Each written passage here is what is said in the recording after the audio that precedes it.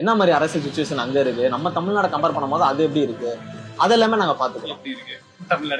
மத்த ஊரை கம்பேர் பண்ணும்போது நம்ம ஊர் வந்து எவ்வளவோ நல்ல ஊர் இருக்கும். அரசியல் ரீதியாகவும் லிட்ரேசி ரீதியாகவும் நம்ம தமிழ்நாடு வந்து ஒரு கிஃப்டட் தான். நான் எந்த கட்சிக்கும் ஆதரவா பேசல. பட் இருந்தாலும் ஒரு பாயிண்ட் எல்லாரும் நோட் பண்ணிக்கோங்க. அதர் ஸ்டேட்ஸ்ல எந்த கட்சி அங்க ஆட்சிய ஆள்றாங்க அப்படிங்கிறத தெரிஞ்சுக்கோங்க. உங்களுக்கு தெரியும். இருந்தாலும் சொல்றேன்.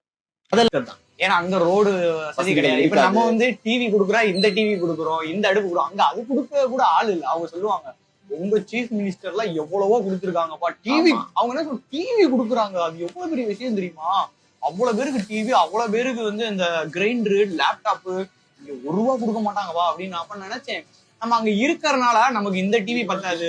தெரியாது. கலர் டிவி வேணும்னு ஆசைப்படுறோம். ஆக்சுவலி அந்த மாதிரி மக்களுக்கு வெஸ்ட் பெங்கால் அந்த மாதிரி மாநிலங்கள்லாம் போனீங்கன்னா பீகார் அது கூட உங்களுக்கு கிடைக்காது. கிடைக்காது. அடிப்படை வசதிகள் கூட கிடைக்காது.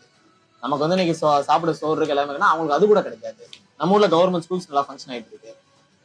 நம்ம வந்து இதையே இவ்வளவு குறை சொல்லும் போது அங்க இன்னும் பயங்கரமான குறைகள் இருக்கு. அதை நாங்க கண் கூட பாத்துட்டு வந்தோம். இங்க வந்து ஒரு சில ரேப் கேசஸ் நடக்கும். அங்க டெய்லி ஒரு 1000கணக்கான ரேப் கேசஸ் வந்து இன்னும் ரெக்கார்ட் ஆகாம இருக்கு. நல்ல மக்கள் எல்லாருமே. தப்பு பண்றவங்க நல்லது பண்ற மாட்டாங்கன்றது கிடையாது. நல்லதும் பண்ணுவாங்க, தப்பும் பண்ணுவாங்க. உதவி நீங்க போய் கேட்டீங்கன்னா உதவி பண்ணிடுவாங்க.